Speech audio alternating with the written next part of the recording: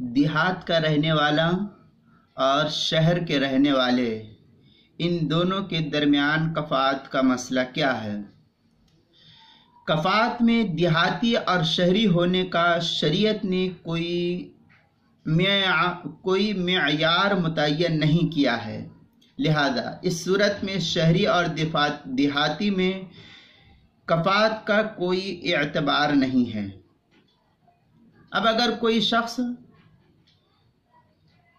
کوئی اور وجوہ اس کی مانع نہ ہو یہاں پر، تو محض دیہاتی اور شہری ہونا یہ کفات کے لیے مانع نہیں رکھتا ہے۔ اور کوئی دیہاتی شخص کسی ایسی عورت سے اگر نکاح کر لے جو شہر کی رہنے والی ہو، تو اس صورت میں اولیاء کو شوہر کے محض دیہاتی ہونے کی وجہ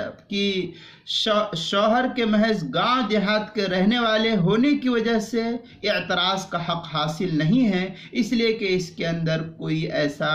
شرعی رکاوٹ کا حکم نہیں ہے جس کی وجہ سے عورت کے اولیاء کو حق اعتراض حاصل ہو۔ لہذا اگر عورت دیہات کے رہنے والے شخص سے نکاح کر لے یا مرد شہر کے رہنے والی عورت سے نکاح کر لے تو یہ نکاح کرنا جائز ہے، اس کے گھر والوں کو اس طریقے سے حق اعتراض حاصل نہیں ہے۔ چنانچہ در مختار کے اندر ہے فلا عبرت بالبلدی، شامیہ میں ہے فالتاجر فی القریٰ،